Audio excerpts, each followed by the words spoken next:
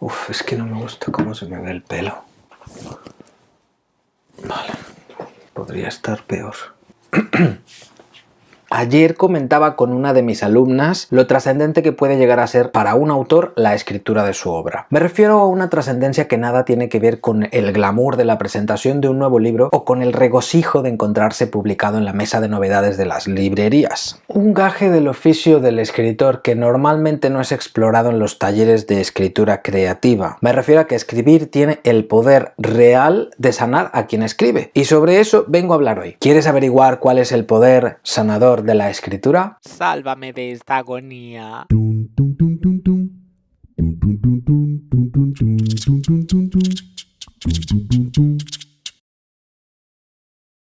Me jode un poco que al hablar de esto mis palabras adquieran un asqueroso tono de esoterismo y misterio, y no tiene nada que ver. El poder sanador de la escritura está más relacionado con el psicoanálisis y el desarrollo psicológico de las personas que escriben y menos con un beneficio rollo El Secreto. Y yo que pensaba que era magia. Para que nos entendamos de la manera más llana posible, lo que intento decir es a la vez simple y complejo. Cuando escribes se curan tus heridas emocionales y psicológicas. Cuando hablo de sanación y curación, no lo hago en un sentido clínico como cuando literalmente cicatriza una herida que nos hemos hecho en la piel. Es metafórico, obviamente. Todos tenemos heridas emocionales o psicológicas abiertas y vamos por la vida con dichas heridas. No es cierto y estoy bien. A veces expuestas y vulnerables ante la posibilidad de que otras personas metan el dedo en la llaga, a veces ocultándolas o disfrazándolas tanto como seamos capaces, confiando que al mantenerlas ocultas un día desaparecerán. Cuando yo me acerqué por primera vez a la literatura con el ánimo de entender y dominar el oficio, no lo hice pensando en esto, la verdad. O sea, son poquísimas las personas que antes de estudiar creación literaria saben que uno de los gajes de este oficio es que se aprende a sanarse uno mismo por dentro. Reconozco por otro lado que de un modo intuitivo siempre supe que detrás de mis ejercicios de escritura había una catarsis. ¿Una qué? Catarsis. Según los griegos, la catarsis es la purificación de las pasiones del ánimo mediante las emociones que provoca la contemplación de una situación trágica. En idioma mortal, esto significa que hacer catarsis para los griegos es sentirse aliviado al comprobar que la vida de los demás puede ser más culera que la tuya, lo que te ayuda a revalorar positivamente tu propia existencia y a centrarte en lo positivo, de modo que no te quieras suicidar y vivas la vida más aliviado. Cuando se consume una historia trágica, dicha tragedia supone para el intérprete de la historia un panorama terrible, peor que el propio. El contraste produce la reconciliación de unas pasiones internas que se subliman. La Real Academia de la Lengua Española también entiende la catarsis como la liberación o eliminación de los recuerdos que alteran la mente o el equilibrio nervioso. Mis primeros acercamientos a la escritura siempre fueron catárticos. Creo que esto le pasa a la inmensa mayoría de las personas que escriben. Casi siempre se escribe por necesidad, por apremio emocional. Yo, por ejemplo, escribía porque me sentía solo. Tenía mucho que decir y no sentía que pudiera decírselo a las personas que me rodeaban. Tenía un gran conflicto. El mundo entero decía que sentirse atraído por los hombres siendo uno era una vergüenza y solo era meritorio del infierno. Me hacían creer que mi destino sería irremediablemente triste, que acabaría enredado en las garras de la desgracia, la enfermedad y la soledad. Y tenían razón. Confrontar el conflicto me llevó a salir del armario. Y una vez hecho lo que era un problema para mí, dejó de serlo. Y gran parte de esto fue posible porque yo escribía lo que me pasaba. Además, yo siempre he sido parlanchín y memorioso. Te creo. Me atacan los recuerdos sin ton ni son y me pongo a desmenuzarlos como si no hubiera cosa más importante en ese momento que contar mis recuerdos. Algunas veces esos recuerdos son perturbadores o me producen un desequilibrio emocional y nervioso, razón por la que los necesito contar. Otras veces son solo anécdotas divertidas que de algún modo me llevan a concluir algo valioso o significativo en relación a lo que estoy viviendo en esos momentos. Aún me pasa. Me acuerdo de algo en el instante en el que subo en el ascensor de mi bloque y no paro de hablar hasta 10 o 15 minutos después de que pase por encima de todos y cada uno de los recuerdos que mi memoria rescató. Obviamente a mí eso me encanta. Si lo hago es porque tengo la necesidad y porque seguramente encuentro un extraño placer en mi nostalgia. Pero entiendo que a la gente que me rodea no siempre le gusta escucharme. Algo así también me pasó siendo pequeño. Noté que mis padres se cansaban de mis historias o simplemente estaban centrados en sus tareas. Así que dejé que la página en blanco se convirtiera en el confidente que yo necesitaba, en los oídos perpetuos en los que mis palabras deseaban depositarse. La poetisa. Descubrí el poder sanador de la escritura en su verdadera magnitud, ya entrado en edad y habiendo asimilado en gran medida los aspectos técnicos y teóricos más importantes del oficio narrativo. Quizá el ejemplo más claro de esto sea mi última novela, Cursos de Belleza, Amor y Sexo, publicada en Editorial Berenice en 2016, disponible en Amazon. ¿Neta, güey? Escribí esta novela impulsado por el imperativo de superar una crisis amorosa y de volver a crear literatura, bajo el temor de no conseguirlo, porque en lo único que era capaz de pensar en esos momentos era en la mierda de crisis amorosa que vivía. Pero también es verdad que empecé a disfrutar de los beneficios sanadores de la escritura desde que me arranqué a escribir siendo un púbero atormentado.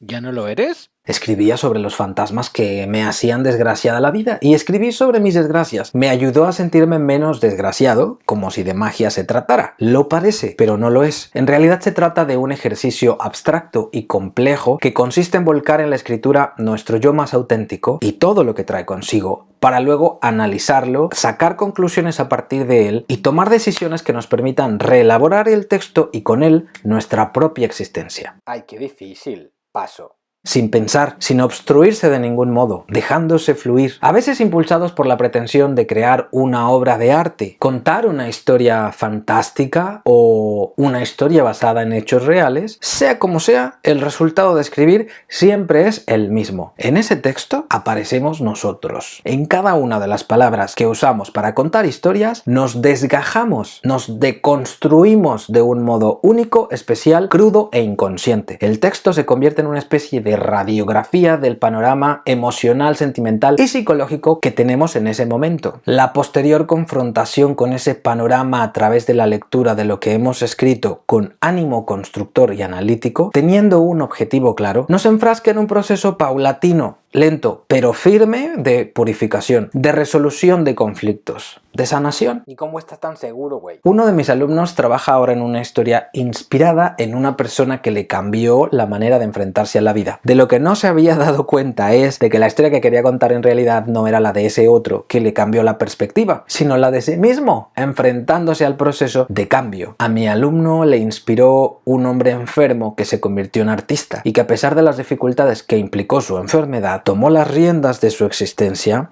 asumiendo su destino creador, hasta convertirse en un artista reconocido en su localidad. Mi propio alumno sufre un conflicto vocacional en el que le cuesta verse a sí mismo como un artista. La escritura de su novela le está permitiendo entender las razones por las que debería asumir su vocación con la misma certeza que lo hizo quien le inspiró, además de dar cuenta de la historia que le ayudó a cambiar de perspectiva, y con ello está resolviendo paulatinamente su conflicto vocacional. Otro de mis alumnos quiere contar la historia de un hombre reprimido que no acepta su homosexualidad y vive bajo el imperativo de las apariencias. Se trata de un hombre que ha estado tan preocupado por lo que piensan los demás de sí mismo que no tiene idea de quién es él en realidad, más allá de lo que siempre ha intentado que los demás piensen sobre él. Mi alumno se inspira en la vida de una persona que fue importante para él y decide enfrascar a su personaje en un lío que le obliga a confrontar su realidad y poner en evidencia que su vida está bajo el control del postureo. Irónicamente, la vida de ese hombre reprimido que inspiró a mi alumno comenzó a resonar demasiado y, sin pretenderlo, a convertirse en reflejo mismo de la propia personalidad de mi alumno. Gracias a eso, mi alumno tuvo la oportunidad de descubrir que la verdadera razón que lo impulsó a escribir esa historia tenía que ver más con su propia forma de entender la vida y las dificultades que tenía para entenderse a sí mismo que con el hecho de poner en crisis a un personaje de ficción. La escritura de este proyecto se convirtió para él en el mecanismo a través del cual pudo ponerse ante el conflicto que él mismo tenía y no era capaz de ver,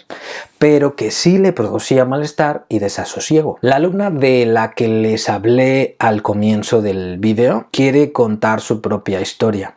A través de ella intenta erradicar el dolor que le produce. Sufrió abuso siendo una niña y las personas que le hicieron daño eran y son aún muy importantes para ella, de modo que se trata de un asunto delicado que a lo largo de la vida le ha producido mucho dolor. Cuando empezamos a trabajar su proyecto no había clase en la que el llanto no la desbaratara, pero con el paso del tiempo y gracias a que ha ido entendiendo el enorme beneficio de contar su historia con la intención clara de encontrar sentido en las partes de la historia que aún hoy no lo tienen y que son en parte la causa de su dolor, el llanto de mi alumna ha disminuido hasta casi desaparecer. La actitud que ahora tiene ante su propia historia es de control. Ya no es su historia la que le controla a ella, ahora ella es la que controla su propia historia. Está aprendiendo a perder el miedo a su pasado y a encontrarle sentido a sus experiencias, con la idea de sacar conclusiones que le permitan reconfigurar la forma en que se enfrenta ahora a la vida lejos del dolor. Porque tú lo digas. ¿Te has preguntado cuáles pueden ser los beneficios de que tú te enfrasques en la creación de tus propias historias? ¿Qué heridas podrías sanar? Ahora que sabes que la creación literaria tiene ese poder, aunque antes solo lo intuyeras, ¿no crees que merece la pena averiguar cómo puedes alejarte de estos fantasmas y aprovecharlos para convertirlos en una obra de arte? ¿Quizá? Si te atreves a investigarlo, me gustará conocerte y enfrascarme contigo en el proceso. Te acompañaré en el camino y te ayudaré a reconocer el rumbo que deberías seguir, no solo para conseguir escribir una obra literaria estupenda, sino para que también puedas beneficiarte del efecto de sanación que trae consigo. Si te gustó este vídeo, suscríbete al canal, dale me gusta y compártelo. ¿Has conseguido detectar el conflicto que te impulsaría a la creación literaria ahora mismo? Por favor, compártelo con la comunidad Tallericola a través de los comentarios de este vídeo. Necesitamos darnos cuenta de que no somos los únicos a los que nos pasan cosas. Necesitamos hacer catarsis. Hagámosla. Yo soy Israel Pintor, coach literario y profesor del taller de escritura creativa. Escribe que la vida son 2 días y en uno hay bloqueo. Hasta luego, Mari Carmen. Esto ahora, ¿cómo lo paro?